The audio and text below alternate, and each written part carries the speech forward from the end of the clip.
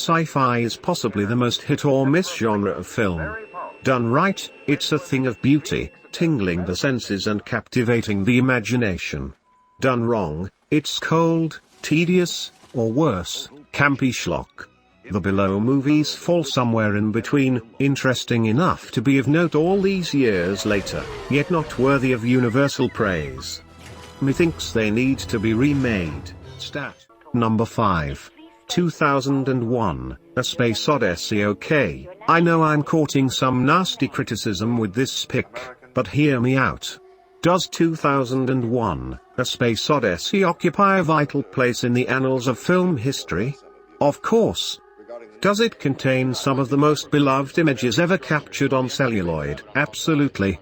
Is it about 45 minutes too long with an ending so pretentious and convoluted you'll be left not just scratching your head but any other head you come across?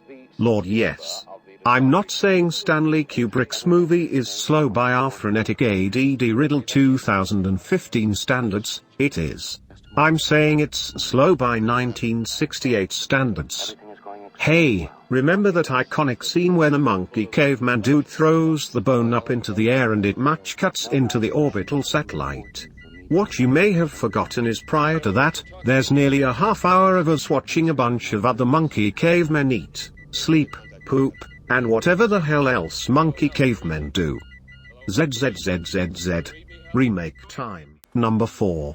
The Black Hole. The Black Hole was released in 1979 during Disney's all-too-brief dark period, where Mickey Mouse and company opted for less kid-friendly fare. See the very underrated Night Crossing and The Watcher in the Woods. And with a $20 million price tag, it was, at the time, the biggest financial gamble in the company's history. The cast was bizarrely eclectic: Maximilian Sill, Anthony Perkins, Robert Forster, Ernest Borgnine, Slim Pickens, and some of the special effects are rather laughable by today's standards. But the story packs a wallop.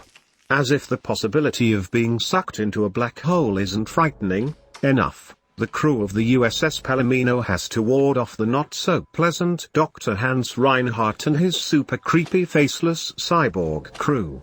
Plus, the movie's last 15 minutes will give you serious nightmares in the best possible way.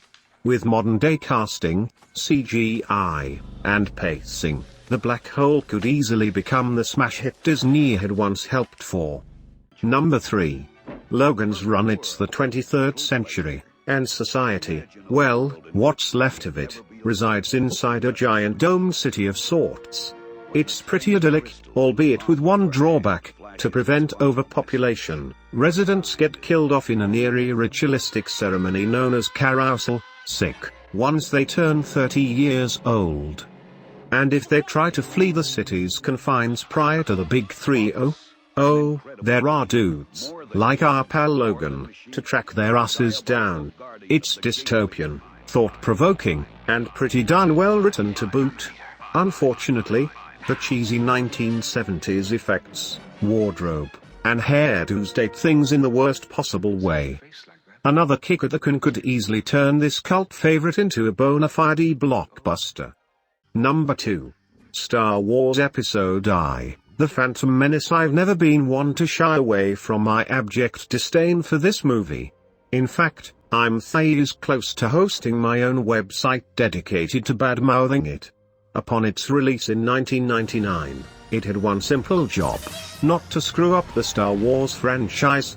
Alas, instead of taking the righteous path, George Lucas opted to turn the first of the prequels into a racist cartoon video game. But how different it could have been. Imagine a lean, non-convoluted storyline that didn't involve Senate hearings and Trade Federation negotiations. Or a young Anakin Skywalker you didn't want to see sent to his room without dinner. Or, most boldly of all, visuals that actually looked like they belonged several decades prior to Star Wars Episode IV, A New Hope. That's right, little to none of that awful, phony-looking CGI. Hey, it's not too late. A mea culpa reboot could set things right with disenfranchised fans and generate another $1 billion for the new Disney overlords. It's win-win, baby. Number 1. Dune. What happens when you take a well-known sci-fi novel and place the film version in the hands of one of Hollywood's weirdest directors? Dune happens. The folks at Wikipedia describe it as such. A young man foretold as the Kwisatz Haderach attempts to lead the native from one of the titular desert planet to victory over the malevolent House Harkonnen. So that clarifies that.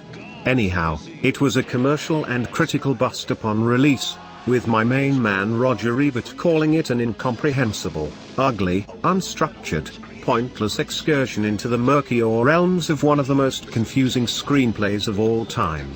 And that was one of the nicer reviews. But beneath this garbled mess is some highly respected source material.